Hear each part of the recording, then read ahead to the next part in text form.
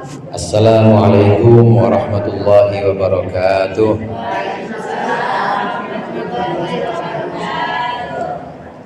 Al-Fatihah.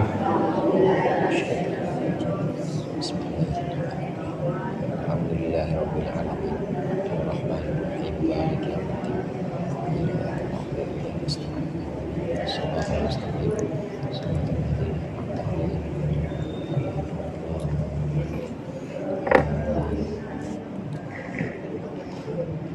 Bismillahirrahmanirrahim.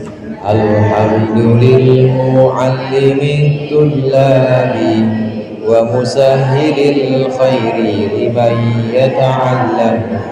Tsumma assalatu wassalamu 'alan nabi wa alihi wa sahbihi jayudhum. Ya Rabbana kaffir 'anna dhunubana wa walidina wa liman huwa muslim. Nad'uka Allahumma ilman nafi'a min yawmina ilal hisabi yaqul. Amin amin amin wa ya fattahu. Amin amin amin wa ya alim. Bismillah walhamdulillah wassalatu wassalamu ala sayyidina Muhammadir Rasulillah wa ala alihi wa ashabihi wa man tabi'a hudah wa la haula wa la quwwata illa billah. Amma ba'du. Segenap ibu hajjah, para ustadzah, para orang tua, jamaah majelis taklim al-abrar yang dimuliakan oleh Allah. Alhamdulillah pada siang hari ini kita berkumpul kembali untuk melanjutkan pengajian kita.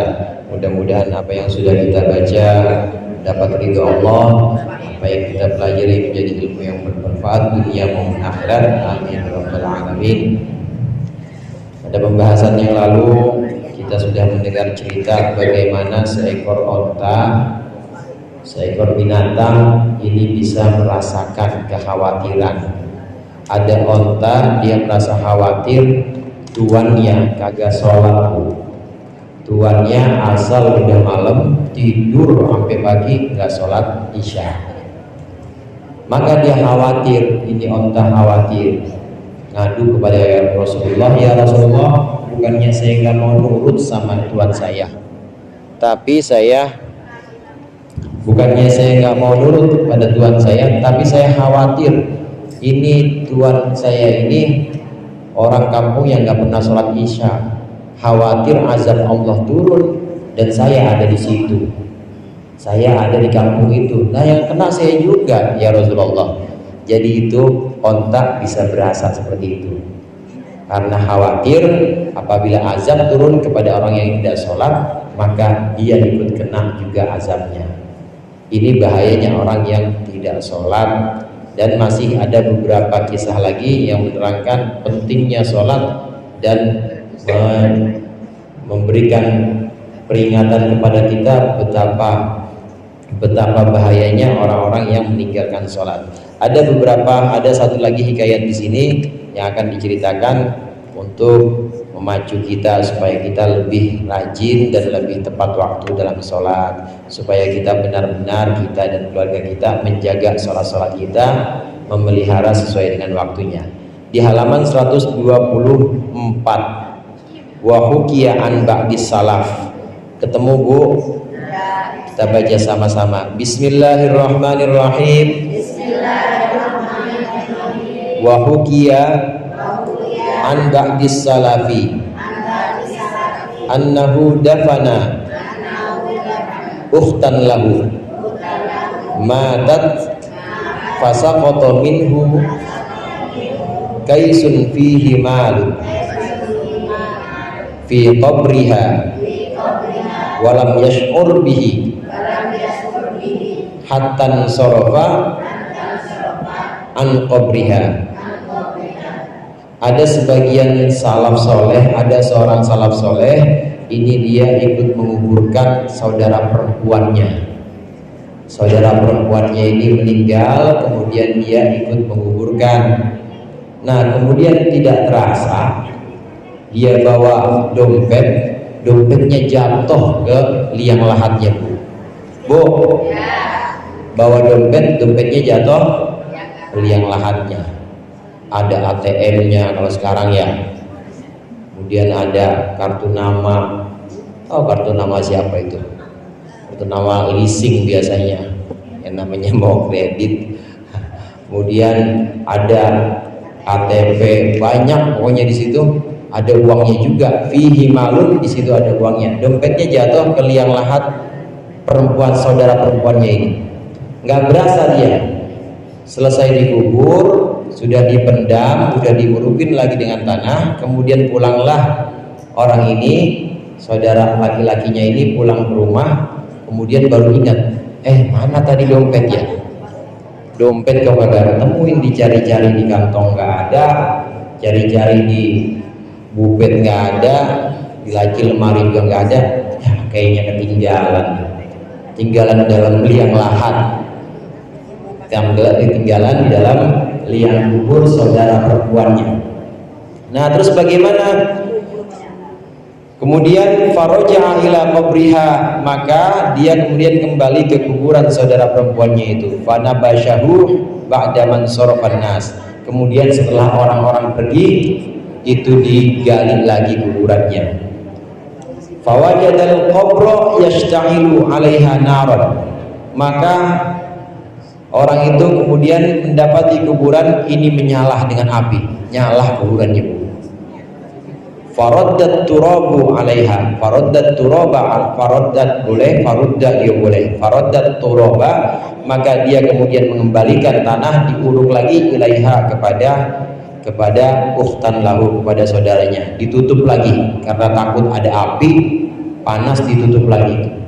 Wa raja'a ila ummihi baqiyan hazinan, kemudian dia pulang kepada ibunya ke rumah dan nangis sedih. Faqala, kemudian dia berkata, ya ummah, alwahai ibuku, akhbirni an ukhti, coba ceritakan tentang saudara perempuan saya ini.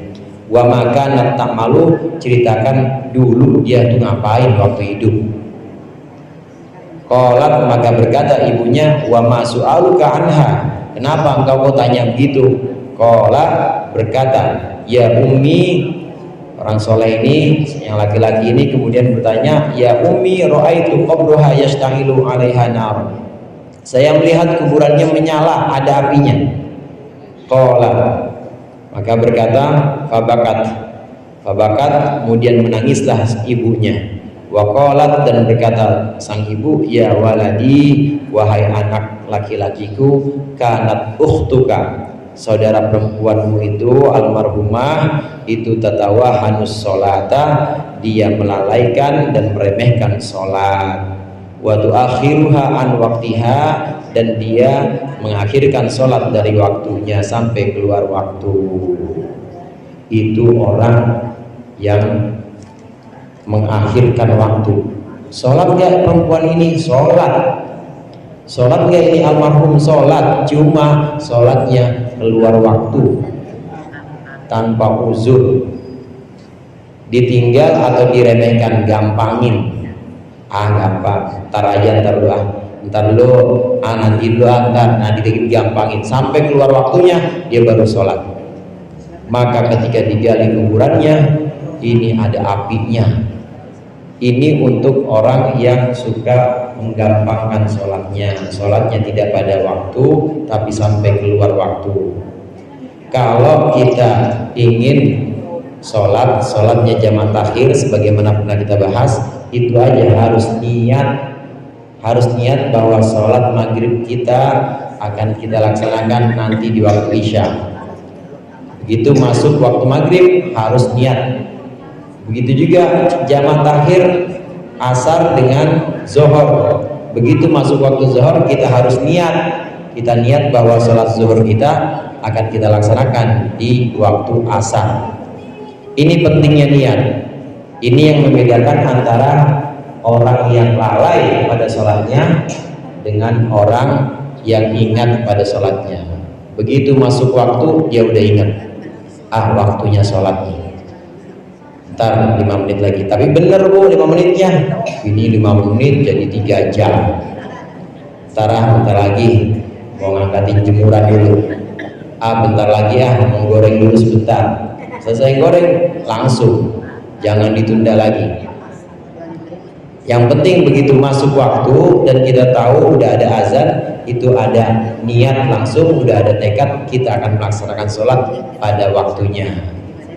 Boleh nanti asal jangan sampai keluar waktu. Kalau sampai keluar waktu apalagi lupa, bener-bener nggak ingat bahwa itu waktu zuhur udah masuk, maka kita termasuk ini mutahawin ala sholat, naudzubillah, termasuk orang yang gampangin sholatnya. Jadi jelas yang membedakan antara orang yang mengakhirkan sholat dengan uzur karena dia punya niat jamaah takhir, dengan yang tanpa niat, ini pembedanya jelas. Semua dari hati Bu. Yang namanya niat itu sangat penting. Ini untuk membedakan mana orang yang lalai dan mana orang yang tidak lalai. Kalau tanpa niat sampai waktu sampai waktu zuhur keluar, maka termasuk lalai. Tanpa niat sampai waktu maghrib keluar, maka termasuk lalai. Jalan-jalan dari sini berangkat jam setengah 11, jam 12 masuk zuhur, ibu asik aja main HP, asik aja ngobrol, tahu-tahu jam 4, bener-bener tuh gak ingat, itu termasuk lalai. Oleh karena itu begitu ada panggilan, begitu ada azan, buru-buru saya sholat, dalam hati buru-buru bertekad saya nanti akan sholat. Bagus lagi kalau ibu langsung melaksanakan sholat di awal waktu. Hanya saja ibu-ibu jamaah rahimahullah, sholat di awal waktu itu yang ada dalam penjelasan hadis Rasulullah, ayyul amali afdol, perbuatan atau amal apa yang paling utama ya Rasulullah? Rasulullah kadang menjawab as-sholatu ala waktiha. Itu kalau pertanyaannya sesuai dengan orang yang nanya. Kalau ini orang ibadah pantasnya memang sholat, buat dia sholat di awal waktu, maka Rasulullah jawabnya itu. Tapi kalau dia pantasnya adalah jihad, Rasulullah kadang-kadang jawab jihad, al jihad fi sabilillah. Kadang-kadang satu pertanyaan yang sama Rasulullah menjawab untuk orang yang beda jadi beda, karena tergantung siapa yang nanya. Begitu juga keutamaan sholat di awal waktu itu pun relatif. Tahu relatif Bu? Relatif itu tergantung, lihat sikon, lihat situasi dan kondisinya. Di awal waktu padahal mertua baru datang, belum dibikinin kopi, belum dibikinin minum, mana udah kehausan jauh-jauh dari Garut mertuanya, belum ditinggalnya, saya pergi dulu ya, ini mau sholat jamaah dulu nih, agak pulang-pulang 1 jam. Nah itu namanya nggak melihat sikon. Tetap di awal waktu itu juga relatif atau tergantung situasi dan kondisinya. Demikian juga kalau ada kondisi yang kira-kira lebih utama, seperti apa? Seperti tadi melayani tamu, atau seperti kita dalam taklim, dalam pengajian, memang gurunya belum stop, gurunya belum berhenti, ya dengerin aja gurunya. Ntar sholatnya habis ngaji, sholatnya habis taklim gak apa-apa, yang penting tidak keluar waktu. Nah kembali ke kisah tadi, orang yang melalaikan sholatnya, gampangin sholatnya sampai keluar waktu sholat dia belum juga sholat, maka pernah terjadi kuburannya itu ada apinya. Apinya gede nggak kayak Rinai, apa Rinai ya? Kompor. Apinya lebih gede dari itu, lebih gede, makanya takut kemudian dikuruk lagi sama saudaranya ini. Ini adalah orang yang sholat, dia sholat tapi keluar waktunya. Fakaifa halu man la yusolli. Ini adalah fahada halu man yuakhiru sholata an waqtiha. Ini adalah kondisi orang yang mengakhirkan sholat keluar dari waktunya. Fakaifa halu man la yusolli. Gimana urusannya orang yang kagak sholat? Yang sholat aja tapi keluar waktu, itu di kuburannya nyala. Gimana yang kagak sholat? Orang kampung dulu mah nggak ada ya. Amin. Sholat semua. Minimal nanti walaupun sekarang nggak sholat nanti disolatin. Fanas Allah, gimana kalau yang nggak sholat? Orang yang sholat aja itu seperti itu, bagaimana yang tidak sholat? Fanas Allah, maka kita mohon kepada Allah Ta'ala ayyu'inana, agar Allah menolong kita alal muhafadzati alaiha, untuk memelihara sholat kita, bikamalatiha, dengan kesempurnaan sholat, fi awqatiha, dalam waktu-waktunya sholat. Maka kita minta mudah-mudahan Allah memberikan pertolongan kepada kita untuk bisa memelihara sholat, karena kalau bukan Allah yang nuntun gak bisa Bu. Panggilan azan itu ketika hayya 'alas sholah, apa jawabannya? Apa? La haula wala quwata illa billah. Tidak ada daya dan kekuatan kecuali bersama Allah, kecuali ditolongin sama Allah. Kita jawabnya la haula wala quwata, karena yang bisa menolongin kita untuk istiqomah sholat ya cuma Allah. Jadi jawabannya hayya 'alas sholah bukan siap ya Allah, bukan. Diajak sholat tetap la haula wala quwata illa billah. Orang-orang dulu, kiai-kiai dulu kalau mengartikan la haula wala quwata illa billah, itu la haula itu maksudnya kekuatan, tidak ada kekuatan untuk anijtina bil ma'asi, tidak ada kekuatan untuk menghindarkan dosa, wala quwata, dan tidak ada kekuatan untuk melakukan ibadah illa billah, kecuali dengan pertolongan Allah. Kita bisa bebas atau terlepas dari dosa, kita bisa menghindar dari maksiat, ini juga karena pertolongan dari Allah. Kita bisa ngaji istiqomah, kita bisa sholat jamaah terus, ini juga pertolongan dari Allah. Oleh karena itu nggak boleh mentang-mentang juga Bu, nggak boleh mentang-mentang gua mah udah sholat, tangga gua tuh tangga gua tuh setahun sekali doa, nggak boleh begitu. Kita doain supaya ikut sholat juga. Ini yang namanya at-tabarri minal hauli wal quwwah, yaitu berlepas diri dari perasaan bisa. Ojo rumongso biso. Ada orang Jawa di sini? Banyak. Ojo rumongso biso. Nging biso rumongso. Bingung-bingung dah.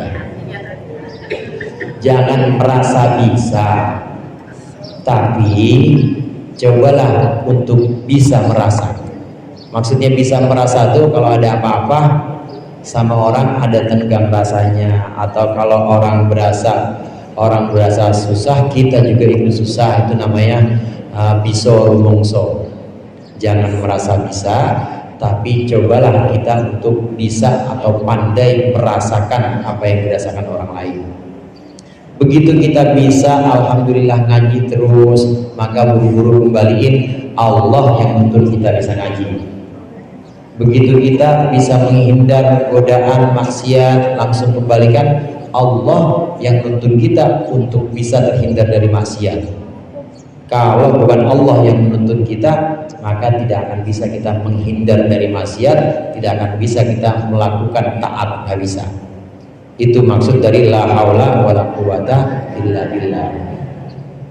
Di akhir bab ini pengarang kemudian kita minta kepada Allah untuk terus memberikan pertolongan kepada kita supaya bisa menjaga-jaga atau memelihara sholat kita pada waktunya dengan kesempurnaan sholat. Innahu jawadun karimun raufun rahimun. Ini ada 4 sifat. Innahu jawad, karim, rauf, rahim. Sesungguhnya Allah itu jawadun, adalah zat yang maha dermawan. Karimun, lagi maha mulia.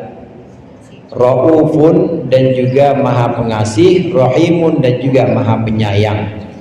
Kita bahas satu-satu. Jawad. Jawad itu adalah orang yang sering memberi, dan sifat jawad ini bisa juga untuk manusia. Ibu ngasih sedekah 2.000, besoknya 2.000 sama ceban gedean mana Bu? 2.000, tapi terus-terusan. Jadi tidak dilihat dari nilainya, tapi dari kesinambungannya, dari terus-menerusnya. Sering sekali dia memberi 2.000, namanya jawad. Meskipun pemberiannya sedikit, tapi terus berlangsung, namanya jawad. Nah, kalau karim lain lagi. Karim, Allah juga punya sifat karim. Karim ini adalah orang yang memberi sebelum diminta. Allah punya sifat karim. Allah memberi tanpa kita minta. Ibu punya hidung, Bu, madep atas sama madep bawah ibu-ibu. Lobangnya Allah tahu kalau madep atas repot, kalau hujan basah itu. Maka tanpa diminta Allah bentuk sedemikian rupa fisik kita sangat sempurna. Tanpa diminta Allah memberikan kepada kita bagaimana bernafas. Tanpa diminta Allah berikan semua yang kita butuhkan. Ada air, ada udara, ada teman juga yang memang kita butuhkan untuk saling membantu. Ini adalah sifat karim Allah. Karim itu artinya orang yang memberikan belum diminta, itu udah ngasih, namanya karim. Kemudian Rauf dan Rahim. Rauf dan Rahim ini mirip-mirip, cuma tetap beda, ada bedanya. Orang yang disebut dengan orang yang punya rahmat, yang punya rahmat, punya kasih sayang, disebut dengan Rahim. Kalau kasih sayangnya banyak dan kasih sayangnya itu terus mengalir, namanya Rahim. Allah punya sifat Rahim. Nabi Muhammad juga punya sifat Rahim. Laqad ja'akum rasulun min anfusikum azizun 'alaihi ma 'anittum harisun 'alaikum bil mu'minina raufun rahimun. Rasulullah punya sifat Rauf juga, punya sifat Rahim juga, sama seperti Allah. Punya sifat Rauf dan juga punya sifat Rahim. Apa bedanya Rahim dengan Rauf? Kalau Rahim ini orang yang sayang kepada orang lain, tapi karena memang wataknya adalah penyayang. Karena wataknya adalah penyayang. Atau karena memang orang ini adalah lembut dan dia sayang kepada orang lain. Seperti namanya rahmat, Rahim. Namanya rahmat. Ibu sama suami itu namanya rahmah. Walaupun memang ada mawaddah, ada rahmah. Wa ja'ala bainakum mawaddatan wa rahmah. Ada mawaddah, ada rahmah. Kalau mawaddah itu kalau kira-kira sayangnya, cintanya dilihat dari fisik. Dulu Bu, waktu masih pada muda, masih muda sekarang ya. Dulu itu mawaddah. Dulu mawaddah karena masih bisa dilihat fisiknya. Nah, sekarang udah tinggal rahmah. Rahmah itu udah gak ngeliat fisik, sayang aja udah. Ibu kepada suami sekarang udah rahmah, udah sayang aja. Walaupun udah fisiknya udah tidak seperti itu lagi, tapi tetap ada sayang. Karena emang dasarnya apa? Dasarnya emang ibu dari dulu sayang. Itu kalau rahmah. Nah, rauf atau sifatnya rafah ini lebih dari sekedar rahmah. Kalau rahmah itu adalah sayang karena memang wataknya orang yang sayang kepada orang lain. Tapi kalau rafah ini bukan sekedar watak, lebih lagi, tapi dia melihat orang itu memang lagi butuh kasih sayang dia. Orang itu adalah orang yang lemah. Ibu kepada suami ibu atau suami ibu kepada ibu, saya kepada istri saya, istri saya kepada saya, itu namanya rahmah. Tapi kalau ibu kepada cucu misalnya, cucu bisa nggak makan sendiri Bu yang baru 6 bulan? Bu, bisa ganti popok sendiri nggak yang baru 6 bulan? Kira-kira kalau dia jatuh kasihan nggak Ibu? Ibu sayang nggak mau cucu? Nah, sayang yang begitu namanya rofah. Orang yang disebut dengan rauf, sayang yang munculnya karena orang yang disayangi sangat membutuhkan kasih sayang kita, seperti cucu, seperti anak yang masih bayi, itu butuh banget bimbingan dan sayang kita. Maka kalau kita sayang namanya rofah. Rofah ini lebih maknanya, ini lebih dalam dibanding rohmah. Kalau rohmah itu berdasarkan wataknya memang penyayang orang itu, tapi kalau rofah ini dilihat dari orangnya, orang yang disayangi. Karena orang yang disayangi itu sangat membutuhkan kita. Demikian juga Allah Subhanahu wa Ta'ala. Allah itu punya sifat rauf, karena kita ini semua butuh Allah. Maka Allah punya sifat rauf. Allah punya sifat yang sangat penyayang, karena memang kalau kita ditinggal sama Allah, kita nggak bisa apa-apa, karena kita butuh pada Allah. Allah punya sifat rauf, dan juga Allah punya sifat rahim. Rahim itu memang sudah, dan Allah itu memang maha penyayang. Dua sifat ini adalah sifat yang ada di ayat Al-Quran tadi yang saya baca, surat Taubah. Itu surat Taubah, ini adalah dua sifat yang Allah nisbatkan atau Allah berikan kepada Nabi Muhammad SAW. Itu sifat Allah juga, tapi Allah kasih juga kepada Nabi Muhammad. Tuh gimana sayangnya Allah pada Nabi Muhammad, dan gimana Nabi Muhammad rahmahnya, rasa sayangnya dan juga rasa kasihannya kepada kita itu mengalir dari rasa sayang dan rasa kasihan Allah kepada hamba-hambanya. Sayang banget. Kalau ada apa-apa, umatnya susah, yang paling susah duluan adalah Nabi Muhammad.